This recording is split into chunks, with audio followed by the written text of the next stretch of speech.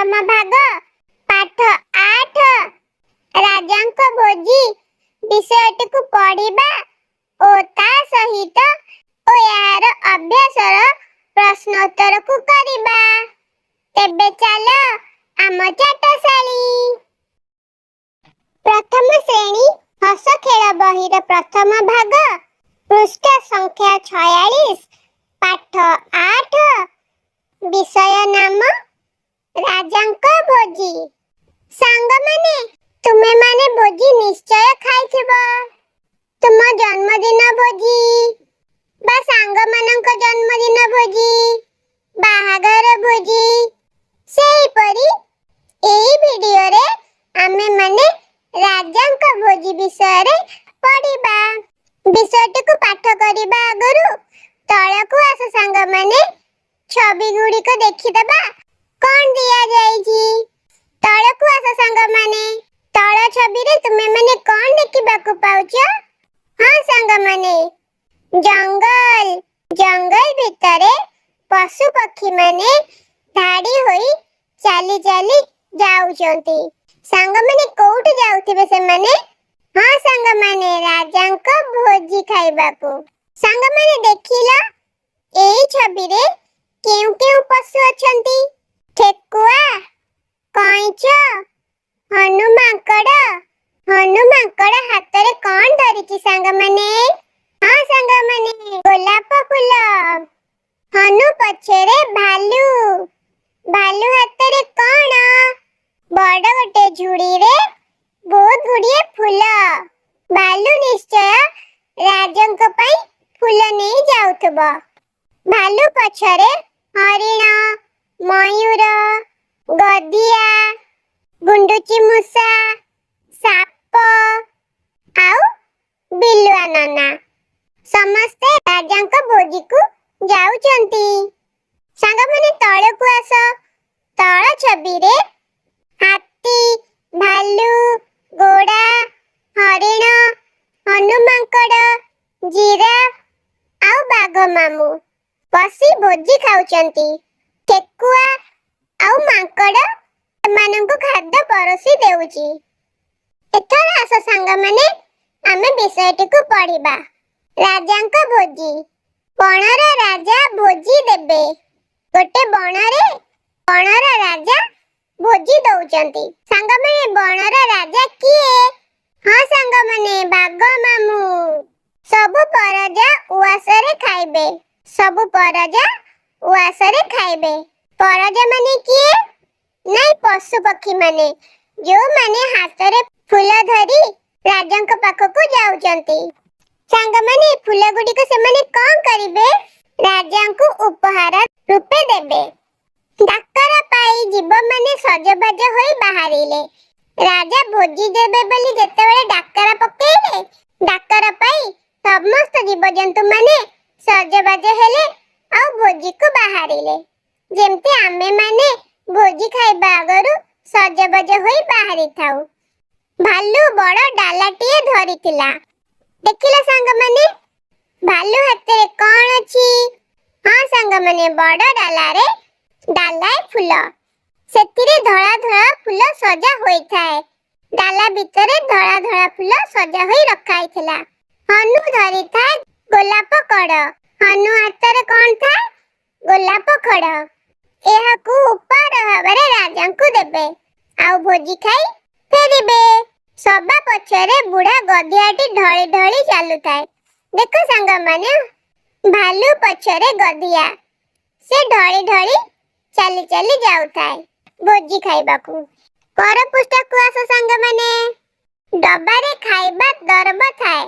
खाइबा जिंस कोथिरे रखाई थाए ना डब्बा रे। ढांकुणी खोली दिया गला। डब्बार ढांकुणी खोला गला। उआसरे जीव माने धाड़ी होई बसी गले। राजांक उआसरे जीव माने धाड़ी धाड़ी होई बसिले भोजी खाइबाकू। केते जण डंकी धरी परसिले। सेमानक मधुरु केते जण पशु पक्षी डंकी धरिले आ परसिबाकू लागिले। सबा शेषकू बिलुआ आसिला। भोजी सरिला बेलकू बिलुआ नना आसिला। पीड़ा पक्कई बसी गला। भोजी खाइबो बोली पीड़ा पकेला ଆଉ ବସିଗଲା। ଭାବିଲା ପେଟେ ଖାଇବ। ମନେ ମନେ ଭାବିଲା ପେଟ ପୁରି ଭୋଜି ଖାଇବ। ଦେଖିଲା ବେଳକୁ ଡବା ଖାଲି। କଣ ଦେଖିଲା ବିଲୁଆ ନନା? ଡବା ଖାଲି, ଆଉ ଖାଦ୍ୟ ଦରବ କିଛି ନାହିଁ।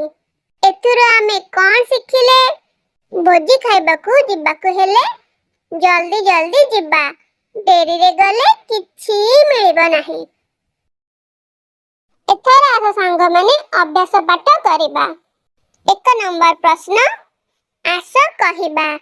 ରାଜା କଣ ଦେଲେ? ବହିରେ ଆମେ କଣ ପଢିଲେ? ରାଜା କଣ ଦେଇଥିଲେ? ନା ରାଜା ଭୋଜି ଦେଲେ। ଭାଲୁ କଣ ଧରିଥିଲା? ଭାଲୁ ହାତରେ ବଡ ଡାଲାଟିଏ ଧରିଥିଲା, ଯେଉଁଥିରେ ଧଳା ଧଳା ଫୁଲ ସଜା ହୋଇ ରଖାଯାଇଥିଲା। ବିଲୁଆ କାହା ଉପରେ ବସିଲା? ବିଲୁଆ ନନା କାହା ଉପରେ ବସିଲା? ଭୋଜି ଖାଇବ ବୋଲି ପିଢା ଉପରେ ବସିଲା। ବିଲୁଆ କଣ ଭାବିଲା? ବିଲୁଆ ଭାବିଲା ପେଟ ପୁରି ଖାଇବ। ଶେଷରେ କଣ ହେଲା?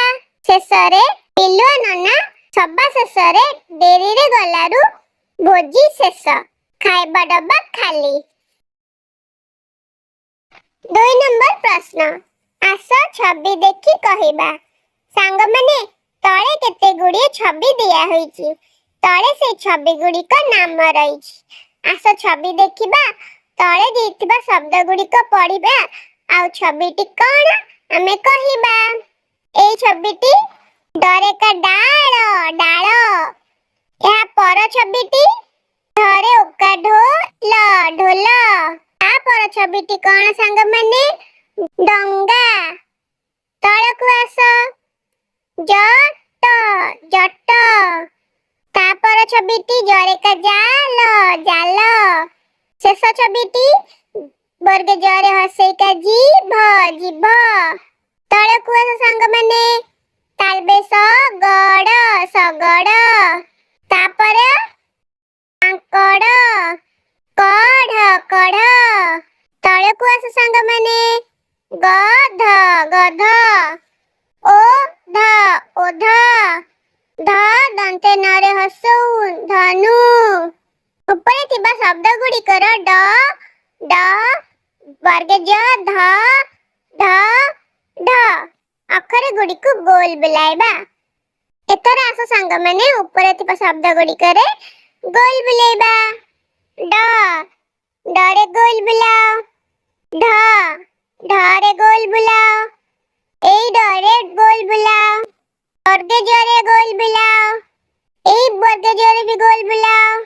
ଏଇ ଜରେ ଗୋଲ ବୁଲାଅ। ଡରେ ଗୋଲ ବୁଲାଅ। ଏଇ ଡରେ ଗୋଲ ବୁଲାଅ।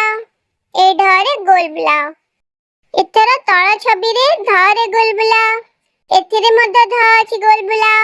ଧନୁରେ ଧ ଅଛି, ଗୋଲ ବୁଲାଅ। ହଁ ସାଙ୍ଗମାନେ, ମୁଁ ଯେଉଁ ଯେଉଁ ଅକ୍ଷର ଗୁଡ଼ିକରେ ଗୋଲ ବୁଲେଇଛି, ତୁମେ ମାନେ ମଧ୍ୟ ସେଇ ଅକ୍ଷର ଗୁଡ଼ିକରେ ଗୋଲ ବୁଲେଇ ନିଅ। 3 ନମ୍ବର ପ୍ରଶ୍ନ, ଛବି ସହ ମିଳାଇ ପଢିବା। ସାଙ୍ଗମାନେ ତଳେ କେତେ ଗୁଡ଼ିଏ ଛବି ଆଉ ଶବ୍ଦ ବା ଅକ୍ଷର ରହିଛି, ସେଗୁଡ଼ିକ ମିଳାଇ ଆମେ ପଢିବା। ସାଙ୍ଗମାନେ ଦେଖିଲ, ଏଇଟା କୋଉ ପକ୍ଷୀର ଛବି? ବଗ।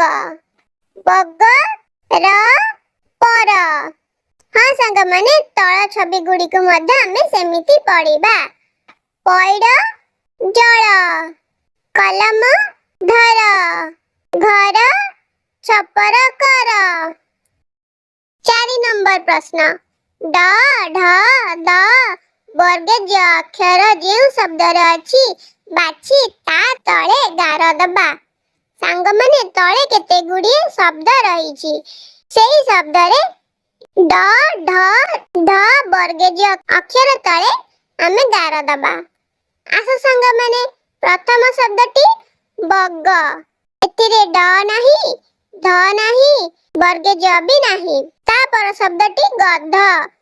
ଧ ଅଛି ସାଙ୍ଗମାନେ, ଧ ତଳେ ଗାର ଦିଅ। ତାପର ଶବ୍ଦଟି ଧନୁ। ଧ ତଳେ ଗାର ଦିଅ। ତାପର ଶବ୍ଦଟି ବର୍ଗ ଜରେ ହସେଇକା ଜିଭ। ଜ ତଳେ ଗାର ଦିଅ। ତାପର ଶବ୍ଦଟି ତାଲବେ ଶଗଡ। ଏଥିରେ ଡ ନାହିଁ, ଧ ନାହିଁ କଢ଼, ଢ ତଳେ ଗାର ଦିଅ ଡାଳ, ଡ ତଳେ ଗାର ଦବା କାଙ୍କଡ଼। ଏଥିରେ ଡ ନାହିଁ ଧ ନାହିଁ। ଏଥର ଆସ 5 ନମ୍ବର ପ୍ରଶ୍ନ କରିବା। 5 ନମ୍ବର ପ୍ରଶ୍ନ, କହିପାରିବା ତ କହିବା। କ, ଗୋଟିଏ ଗଛରେ 5ଟି ଚଢ଼େଇ ଥିଲେ। ତାଳି ମାରିବାରୁ ସବୁ ଚଢ଼େଇ ଉଡ଼ିଗଲେ। ଆଉ କେତୋଟି ଚଢ଼େଇ ରହିଲେ?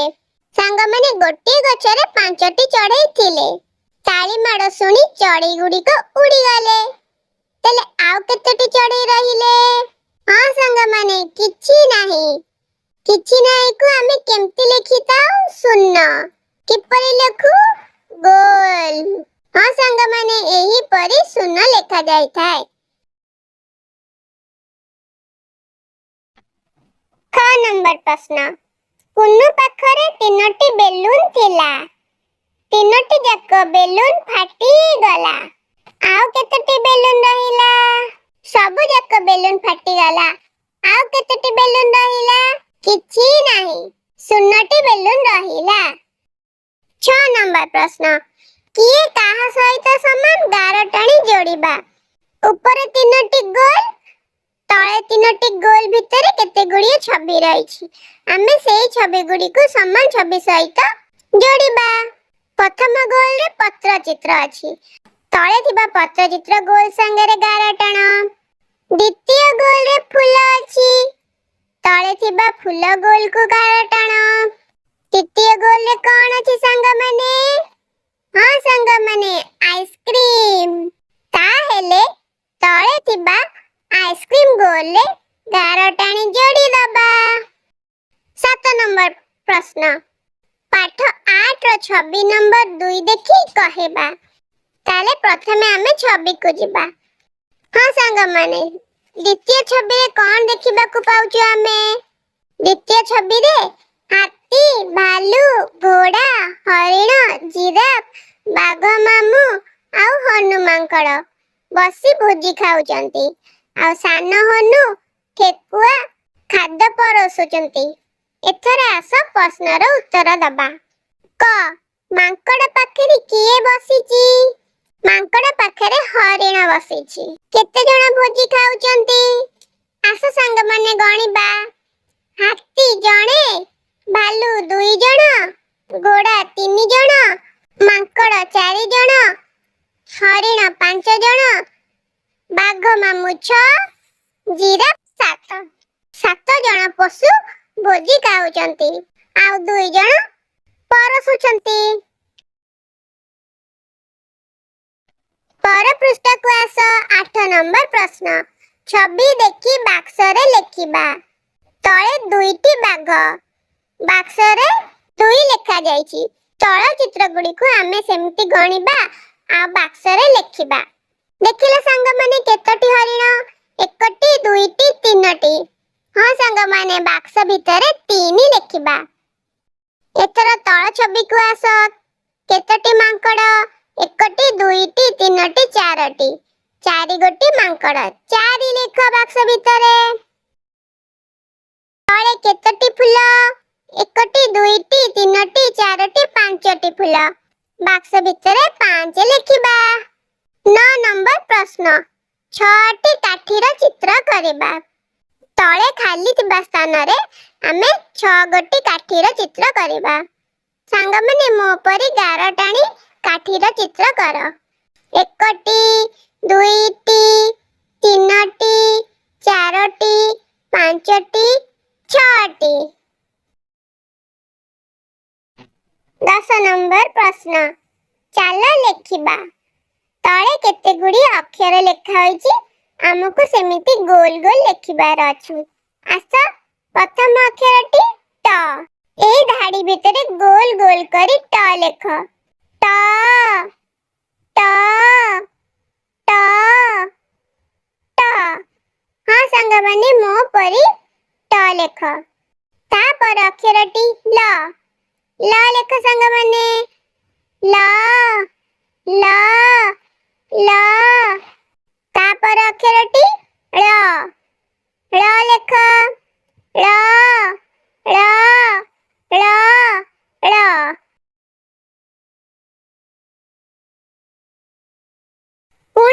ଲେଖ ସାଙ୍ଗମାନେ ଟ ଲ ଲେଖ ପୁଣି ଥରେ। ହଁ ସାଙ୍ଗମାନେ ମୋ ପରି ଦେଖି ଦେଖି ସୁନ୍ଦର ସୁନ୍ଦର ଗୋଲ ଗୋଲ କରି ଲେଖିଦିଅ।